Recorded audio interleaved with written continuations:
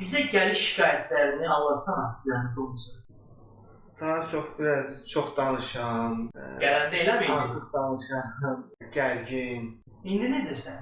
İndi tam rahat, yəni psixologiyadan ümumi rahat hiss edirəm.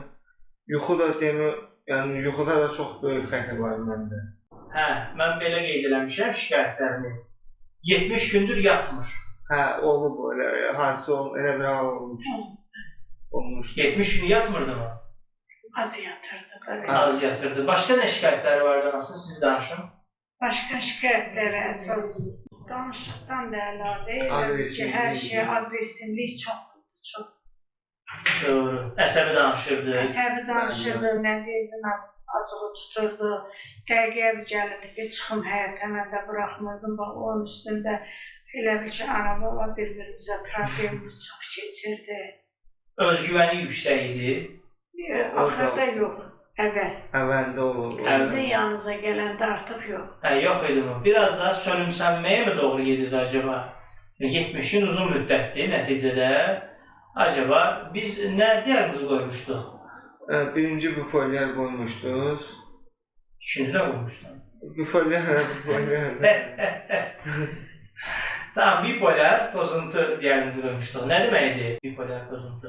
Tam açması yadımdan çıxdı, amma bipolyar pozuntu... Sən necə olursan? Yəni manyakal halı, yoxsa depresiv halı? Tamam, ikisində, bəli, manyakal hal və depresiv hal, elə deyilmi? Fikir olur da. Tabii. Manyakal halda daha çox danışırsan.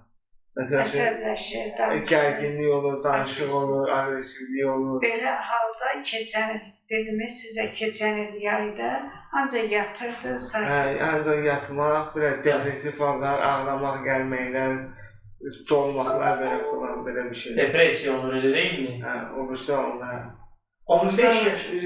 O birisi, canınız böyük olan. O birisi adı nədir yəni tip dilində? Manyakal bildim. Manyakal doğru, bir də depresiv.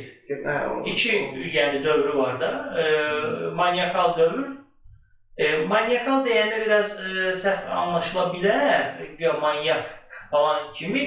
Elə də əslində manya dövrü. Manya deyirlər. Bəli, manya dövrü deyirlər onu. Siz dediniz də, o hala heç vaxt gəlməyib ki, yəni özündə nəsə özünə hərəkət eləyər. Dayıcı, mən bunu arada əsəbləşib itələmişəm. Belə durub qabağımda ki, yəni anamsan da qətiyyən mənə. Düzdür, danışığımı kəsib bu halda, bu dəfə. Əvvəl olmayıb. Amma bu dəfə mənə qoymurdu danışmağa. Amma yenə də mən buna nə qədər acıqlanıb üstünə getmişəmsə, sakitcə durub. Şanslısınız, bəzilərində elə olmur, bəzilərində aqressivlik ola bilir.